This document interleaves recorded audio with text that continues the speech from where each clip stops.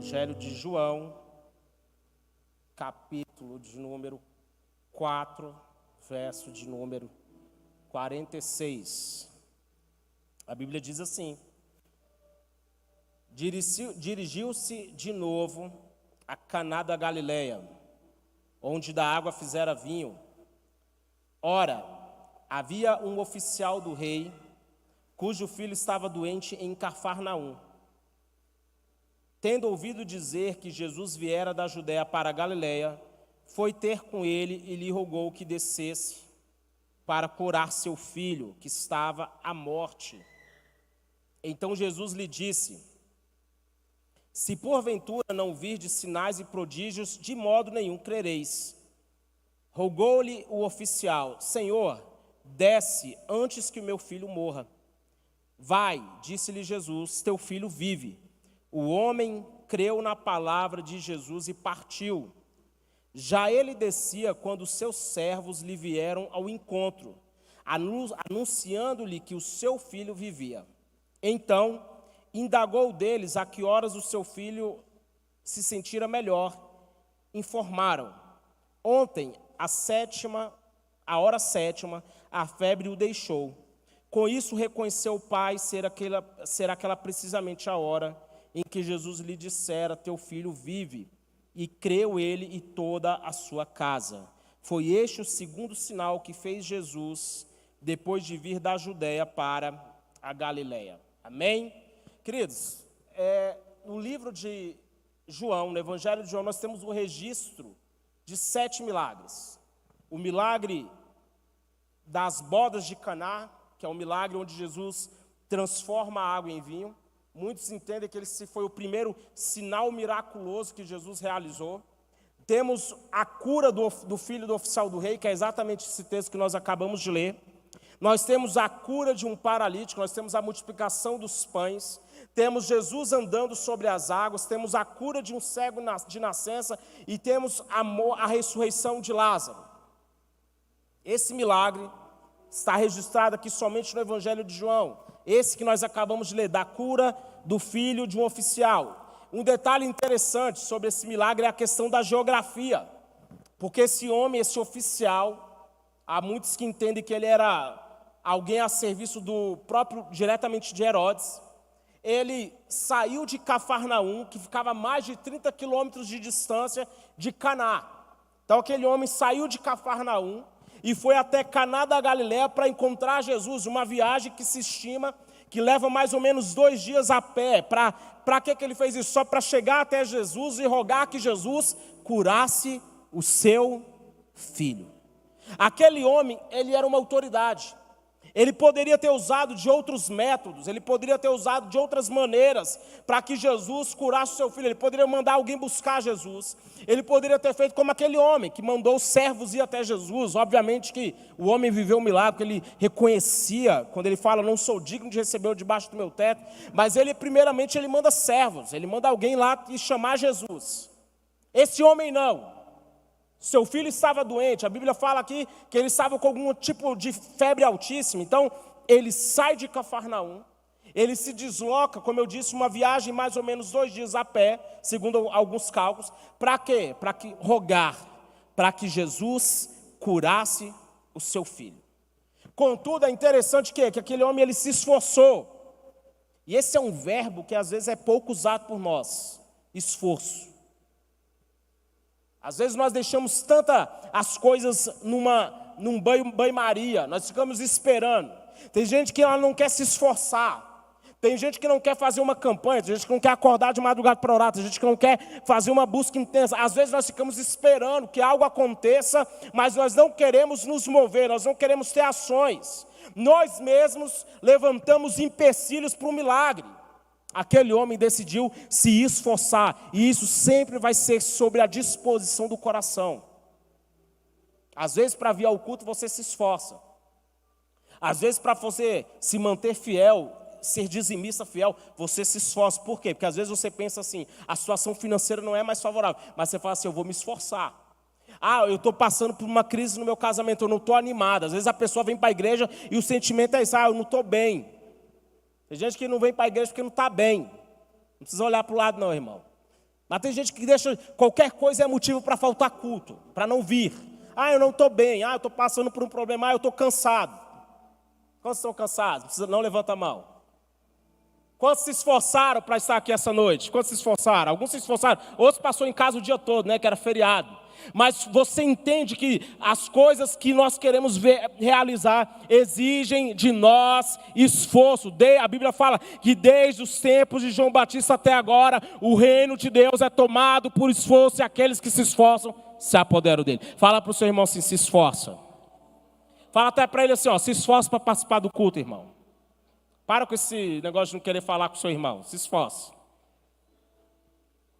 Aquele homem rogou que Jesus o acompanhasse, mas ele, Jesus, demonstrou o seu poder, demonstrou ao responder, vai, o teu filho vive. Jesus estava mostrando que não há limitações para o agir dele. Ei, entenda, a geografia é apenas um detalhe para Jesus. As suas circunstâncias são apenas um detalhe para Jesus. Não importa, irmão, se você está falando assim, pastor, essa situação é muito difícil, essa crise é muito complicada, eu digo, a geografia não foi um problema para o milagre, a sua circunstância é apenas um detalhe para o milagre. O que importa então, pastor? Sua fé, sua convicção, a sua confiança de que Deus vai agir. Quantas limitações de tempo e espaço nós não colocamos para acreditar no milagre? Nós fazemos isso muito mais do que nós imaginamos. Nós mesmos levantamos os empecilhos. Nós dizemos o que vai ser um impedimento. Pastor, eu estou precisando de uma bênção financeira, mas a situação está feia, pastor. Meu nome está sujo, está tudo, o Brasil está indo de mal a pior, eu não vejo saída. Ei, eu digo isso aí é apenas um detalhe para Deus. Se Deus decidir que quer te abençoar, irmão, Ele vai te abençoar. Ei, você crê nisso aqui em nome de Jesus? Eu estou dizendo para você que não importa a circunstância. Para aquele homem, ele saiu de Cafarnaum, ele foi até Jesus, Jesus vira para ele assim, vai lá que teu filho vive. A geografia foi um problema para Jesus? O fato de Jesus estar a mais de 30 quilômetros de distância mudou alguma coisa? Não. As palavras de Jesus alcançaram aquela casa. Ei, eu profetizo isso hoje sobre a sua vida. As palavras de Jesus estão alcançando hoje a sua casa. As palavras de Jesus estão alcançando hoje a sua família. O seu milagre está chegando, irmão, em nome de Jesus. Não importa qual seja o obstáculo que cerca o seu milagre. Nada, ninguém, nada pode impedir o agir de Deus na sua vida. Quando Deus decide abençoar, irmão, você conhece a história de Balaão? Quantos conhecem a história de Balaão? O profeta recebeu o preço, o valor para amaldiçoar. Mas não tinha como. Quando ele foi questionar, sabe o que ele responde? Não dá para amaldiçoar quem Deus decidiu abençoar.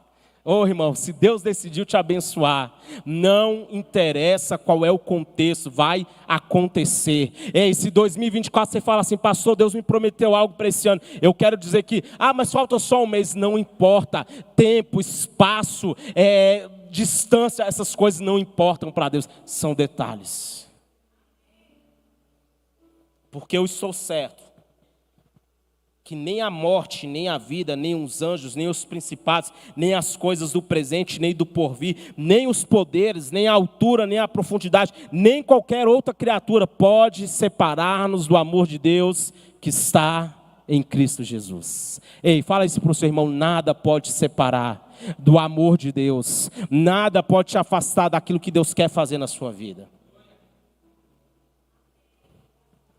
Tendo ouvido dizer que Jesus viera da Judeia para a Galiléia, foi ter com ele e lhe rogou que descesse para curar seu filho que estava morto. Aquele homem foi até Jesus com uma necessidade. E obviamente que isso é o que? Um reflexo da natureza humana. Se eu perguntar aqui, talvez todos vão ter um testemunho de que vieram até Cristo justamente em um momento de dificuldade, de aperto. É quando nós olhamos para a nossa vida e nós nos sentimos sem saída. É assim, na maioria das vezes, o testemunho é exatamente esse. É quando a pessoa ela chega no fundo do poço e ela entende que não existe saída para a vida dela se não for Deus. Existem aqui, obviamente, aqueles conhecidos como piolhos de igreja, né? Que cresceram dentro da igreja. Os pais são cristãos, aí cresceram dentro da igreja. Mas isso não quer dizer que você não tenha que se converter, amém? Amém ou não amém? Ah, eu cresci na igreja, pastor, amém. Mas você já teve o seu encontro com Deus? Se teve, amém, glória a Deus. Crescer na igreja não te torna salvo. Mas a maioria das pessoas, elas vêm até Deus o quê? Impulsionadas por uma necessidade. É uma enfermidade, é uma aflição, é uma batalha. Mas aquele homem foi até Jesus exatamente nesse contexto. O filho dele estava doente, estava à beira da morte. Então ele chega até Jesus com uma necessidade. O que Jesus faz? Jesus libera o homem com uma palavra de vida. Ei, da mesma maneira que Jesus teve uma palavra de vida para aquele homem, eu declaro essa noite, você não vai sair da presença do Senhor essa noite sem uma palavra de Deus para a sua vida, sem uma palavra para o seu milagre, sem uma palavra de que Ele vai agir, sem você compreender que Ele vai se levantar e vai se manifestar ao seu favor. Você não vai sair daqui sem uma intervenção divina na sua vida em nome de Jesus. Até então, a fé daquele homem era baseada inteiramente no quê? No relato de terceiros. Por que ele foi até Jesus? Por que ele saiu de Cafarnaum e foi chegar lá em Caná da Galileia? Ele ouviu falar de Jesus, sim ou não? É óbvio. Ele foi até Jesus porque a fama de Jesus havia se espalhado por aquela região. Contudo, é interessante nós pensarmos que para presenciar e experimentar toda a onipotência do nosso Criador, Jesus não fez nada na presença daquele homem de maravilhoso. Eu acho fantástico esse detalhe do texto. Jesus não fez nenhum sinal miraculoso na frente daquele homem. Isso é para você, irmão, que é místico, que está me avaliando aqui minha pregação e esperando eu falar alguma língua estranha para você começar a entrar também, porque até agora você não viu nada. Ei, Jesus não falou nada para aquele homem a não ser de, vai, o seu filho está vivo. Nada além de uma palavra simples, vai, porque o teu filho vive. A palavra de Jesus para aquele homem foi assim, você não precisa pedir, você não vai ver um sinal miraculoso nenhum na minha frente agora.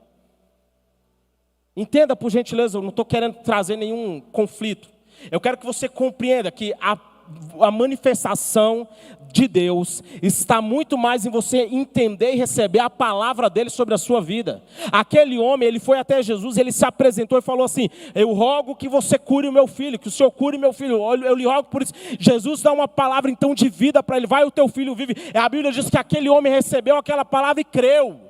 E a Bíblia diz que o milagre aconteceu lá na casa dele, sabe por quê? Jesus mesmo diz, minhas palavras são espírito e são vida. As palavras de Jesus alcançou aquela casa e o milagre aconteceu na vida daquele homem. Ei, eu tenho uma palavra de Deus para a sua vida essa noite. Você vai ver milagres acontecendo em nome de Jesus. Vai porque a tua fé fez acontecer. Vai porque essa dívida vai sair. Vai porque essa doença vai sair. Vai porque essa crise vai sair. Vai porque essa doença emocional vai sair. Ei, irmão, eu digo para você essa noite, vai, porque o Espírito Santo de Deus está indo adiante e Ele vai se manifestar em seu favor em nome de Jesus.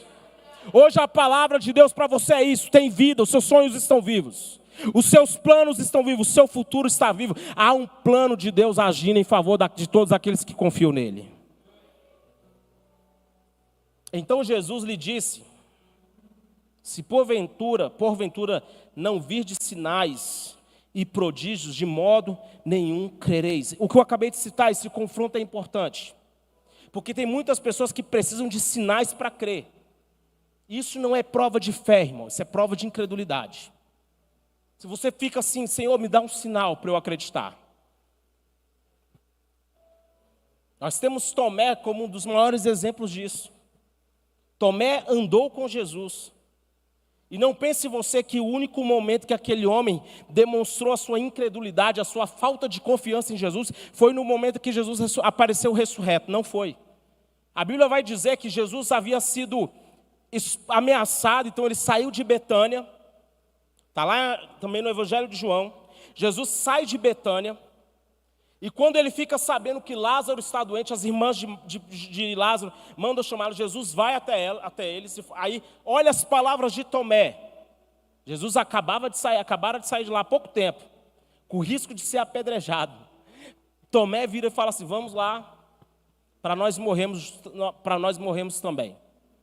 Ele não via um cenário onde que Jesus poderia agir.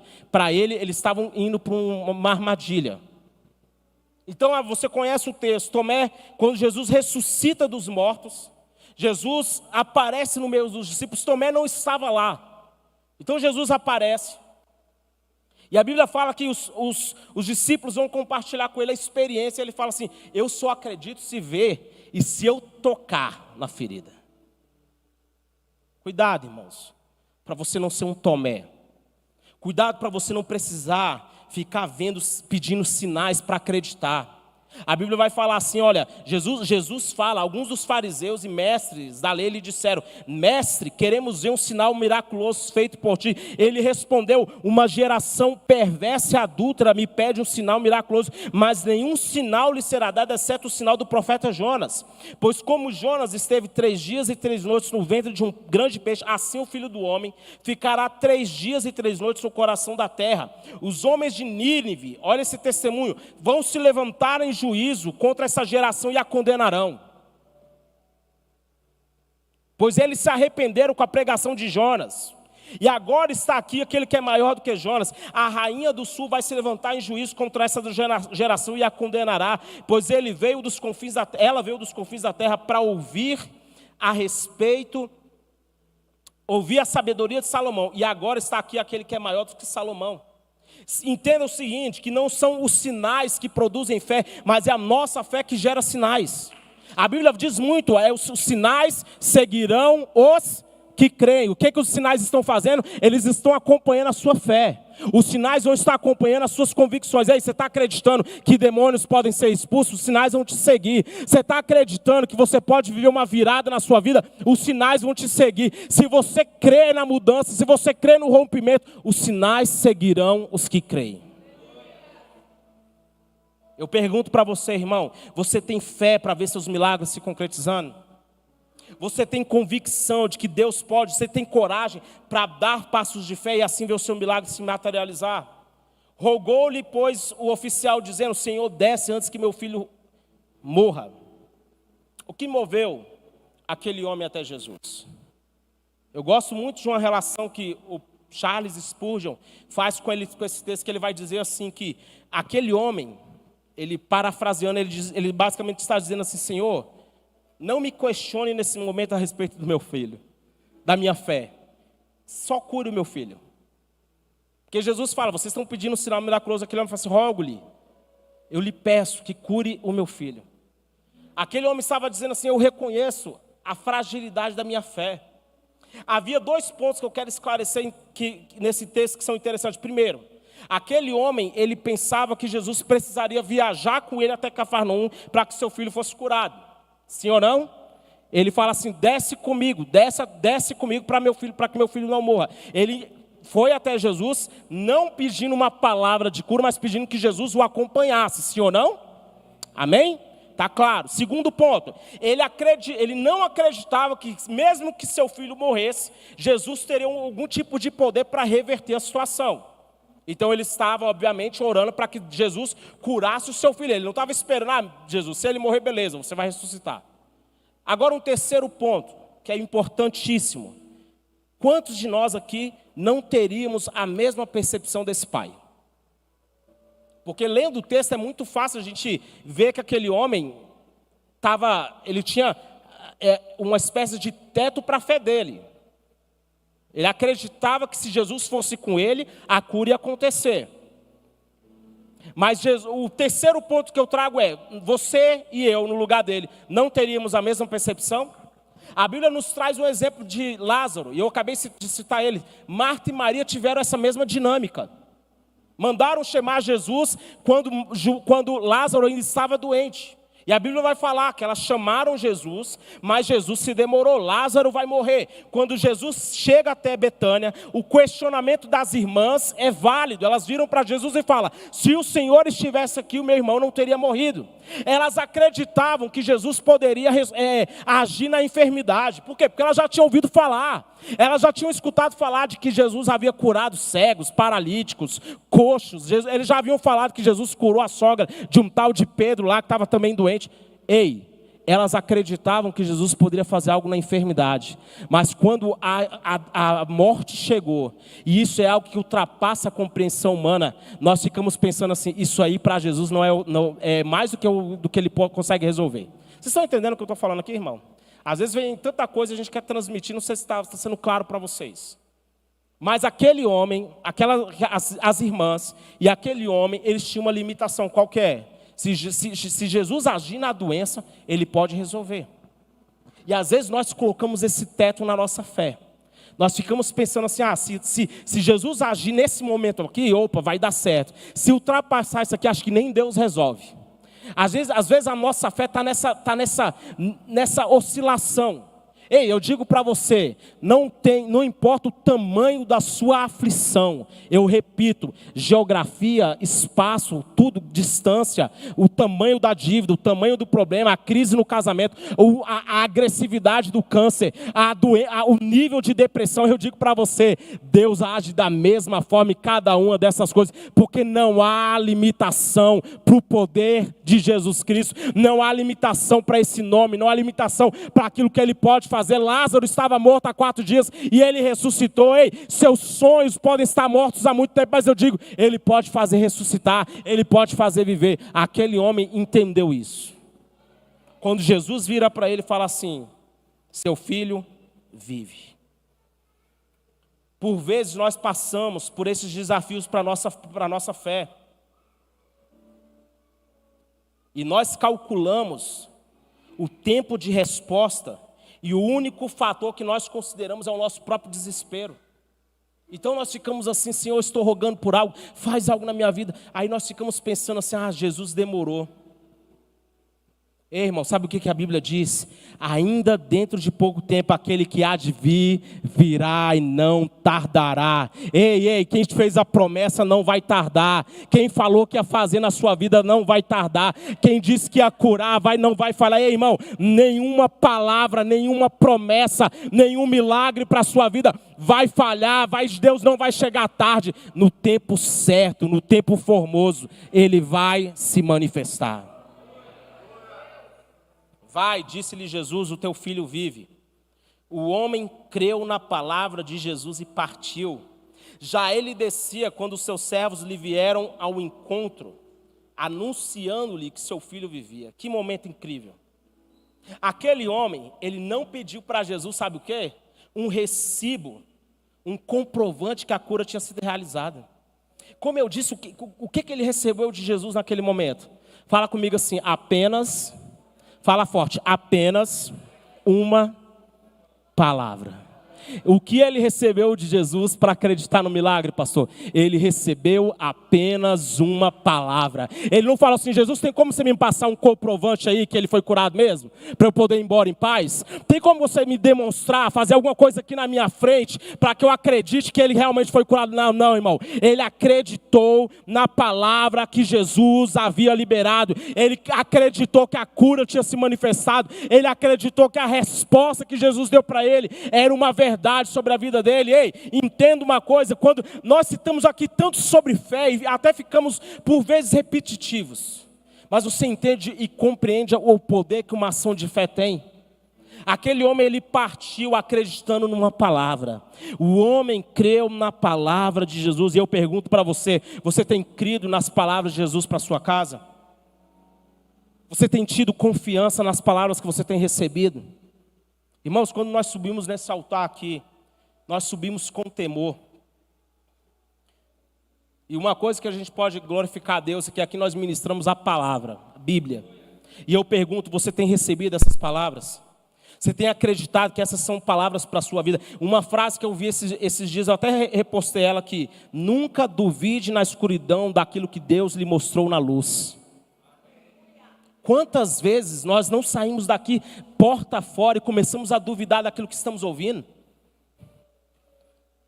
Quantas vezes nós não saímos porta fora e começamos a fazer questionamentos? Quantas vezes nós não saímos, voltamos para a nossa batalha diária, para os nossos desafios diários e começamos a duvidar?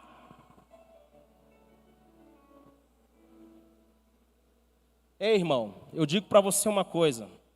Se você duvida da provisão, você mesmo está gerando um impedimento para que o Deus da provisão se manifeste na sua vida. Mas se você declara, ei, o Senhor é o meu pastor e de nada eu terei falta, você vai ver que essa vai ser uma palavra que vai se manifestar na sua vida. Ei, aprenda a declarar a palavra, aprenda a se apegar às promessas, aprenda a declarar. A Bíblia diz assim: crer no Senhor teu Deus e estareis seguro, crer nos seus profetas e prosperareis. Nenhuma palavra de Deus vai cair, todas as promessas dele estão sobre a égide do seu caráter, ele não muda. Oh, irmão, ei, vou repetir isso, todas as promessas de Deus, elas estão sobre a égide do caráter dele. Sabe o que isso quer dizer? Estão sobre a proteção do caráter daquele que não é homem para mentir, nem filho do homem para se arrepender. Todas as promessas dele estão guardadas naquele versículo que diz: eu sou o Senhor e eu velo pela minha palavra para que ela se cumpra. Tudo, absolutamente tudo aquilo que Deus falou para você, ele vai fazer acontecer. Ei, irmão, você tem duvidado? Quem tem promessa?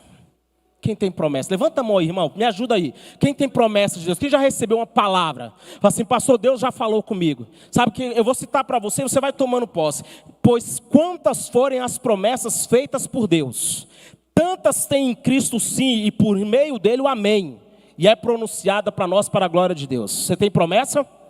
De todas as boas promessas do Senhor à nação de Israel, nenhuma delas falhou, todas se cumpriram. Pergunto: você tem promessa? Apeguemo-nos com firmeza à esperança que nós professamos, pois aquele que prometeu é fiel. Ei, você tem promessa? O meu Deus suprirá todas as necessidades de vocês, de acordo com as suas gloriosas riquezas em Cristo. Ei, você tem promessas?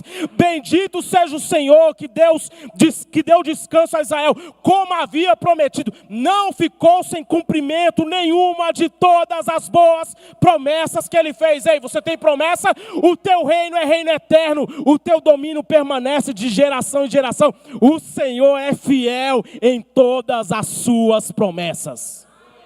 Oh, irmão, ele é fiel. Você pode falar isso aí para o seu irmão: oh, ele é fiel. Pastor, Deus prometeu que ia salvar meu filho. Ei, ele é fiel. Deus prometeu que meu marido ia sair do vício. Ei, ele é fiel. Deus prometeu que ia fazer. Ei, ele é fiel. Deus prometeu que ia abrir as portas. Ei, ele é fiel. Ele é o mesmo ontem, hoje e para sempre. Então indagou deles a hora que seu filho sentira melhor. Informaram: ontem, a hora 7, a febre o deixou. Com isso ele reconheceu que seu pai, reconheceu o pai ser aquela precisamente a hora que Jesus lhe dissera: teu filho vive. E creu ele e toda a sua casa. Mais do que uma cura física, mais do que uma mudança no seu status social, te tirando da dívida, abrindo portas, Deus quer alcançar a sua casa. Deus quer alcançar seu casamento, Deus quer alcançar sua família. O maior milagre é o milagre da salvação, irmão. Do que adianta o homem ganhar o mundo inteiro e perder a sua alma? Não tem milagre mais precioso do que a salvação. Jesus não entrou fisicamente naquela casa, mas a sua palavra entrou. Não, Jesus não precisou estar lá em Cafarnaum para que aquela casa, para que aquela família fosse alcançada. As palavras dele chegaram naquela casa, as palavras dele alcançou aquela família. Ei, eu quero profetizar: o Jesus não entrou fisicamente naquela casa, mas a palavra dele entrou, e eu profetizo: a palavra dele está entrando agora na sua casa, nas suas circunstâncias. O amor dele está entrando, a misericórdia dele está entrando, a longanimidade dele está entrando. Ei, Deus está se levantando em favor dos seus filhos. Esse é o ponto central de tudo aquilo que o Evangelho representa. A última vez que eu ministrei, eu citei isso, que o milagre da salvação, ele se sobressai sobre qualquer outro milagre. O resultado daquele encontro, daquele homem, foi salvação não somente para ele, para o seu filho, não somente uma cura de doença, mas a salvação da casa dele. Ele e toda a sua casa creu. Irmãos, nossos encontros com Deus, essas reuniões, elas não podem ser algo que mais do mesmo. Você não pode voltar para sua casa e continuar tudo do mesmo jeito. Quantas vezes nós não viemos ao culto, às reuniões, mas nós voltamos cheios de coisas mal resolvidas, de incredulidades. Eu fico imaginando se aquele homem tivesse, Jesus liberou ele, falou assim, vai porque o teu filho vive. E eu fico aqui conjecturando, hoje eu meditando esse texto, eu fico conjecturando, será que aquele homem em algum momento, quando ele saiu da presença de Jesus, ele começou a questionar, será que aconteceu mesmo? Será que de fato o milagre aconteceu? Será que de fato o meu filho está curado? Jesus dispensou aquele homem com nada mais do que uma palavra, vai porque o teu filho vive. Como eu disse, Jesus não passou um recibo, um comprovante das suas ações, ele creu. E para você ver mudança, essa é a palavra que precisa crescer dentro de você, que precisa para que a mudança aconteça, é crer, é ter fé. Irmãos, a gente fala tanto de fé e as pessoas imaginam isso como algo tão fora do seu cotidiano, mas a fé, irmão, a fé tem que ser o fator principal da nossa vida. Sem fé é impossível agradar a Deus, porque todo aquele que se aproxima dele tem que crer que ele existe e que ele tem galardão, recompensa para aqueles que o buscam. Eu quero concluir. Nós podemos dizer que aquele homem era no mínimo um bom pai, um homem que anda mais de 30 quilômetros para rogar para que seu filho seja curado. Podemos dizer que ele é no mínimo um bom pai. Uma frase que eu gostei do Charles Spurgeon também, que eu escutei, é que ele disse que eu não queria ouvir uma mensagem do evangelho de um homem que não trata bem a sua família. Contudo, vemos que Jesus agiu em algo mais profundo. Eu fico imaginando, quando Jesus libera a palavra, porque o homem ele vai investigar, ele era um homem no mínimo bereano. Então ele fala assim, que hora que meu filho começou a melhorar? Foi mais ou menos pela hora 7, mas ele faz a conta. Foi nessa hora que eu estava com Jesus, pastor Clamar, ele fez a conta. Aí eu fico imaginando, ele virando para a esposa, para os outros filhos, falando assim, olha, eu estou indo lá, eu fiquei sabendo que ele está lá em Caná da Galileia. Jesus está lá, vocês fiquem aqui, cuida do menino, que eu vou voltar com Jesus. Aí está lá, a esposa cuidando do filho. De repente, quando ela olha, o menino começa a corar. A febre começa a baixar. O menino que estava lá em aflição, talvez, a gente não sabe o que era aflição, qual era a enfermidade. O menino começa a melhorar. Chama a mãe, estou com fome. Come aquela pratada de comida de quem acabou de melhorar, que está pronto para encher de energia de novo. Então, imagine a reação das pessoas dentro de casa vendo o que aconteceu. Sem explicação, sem ver nada, apenas o sinal de que algo havia acontecido. Eles reconheceram que as palavras que Jesus declarou lá em Caná de Galileia haviam chegado em Cafarnaum. As palavras de Jesus haviam chegado até aquela casa. Ei, eu quero que você faça isso. Levante as suas mãos aí em direção à sua casa e comece a declarar, Senhor, traz salvação. Eu não sei qual é a distância que você está aqui hoje, mas eu acredito que as palavras de Jesus vão chegar lá agora. Então, Senhor, vai agora na minha casa, vai agora, guarda a minha casa, guarda a minha família, Senhor, cura os enfermos, Senhor, age naqueles que estão depressivos, age naqueles que estão agora presos em vícios, age agora, Senhor, na impossibilidade, Senhor, se manifesta em favor agora, abre portas que estavam fechadas, Deus, que milagres venham à tona essa noite em nome de Jesus.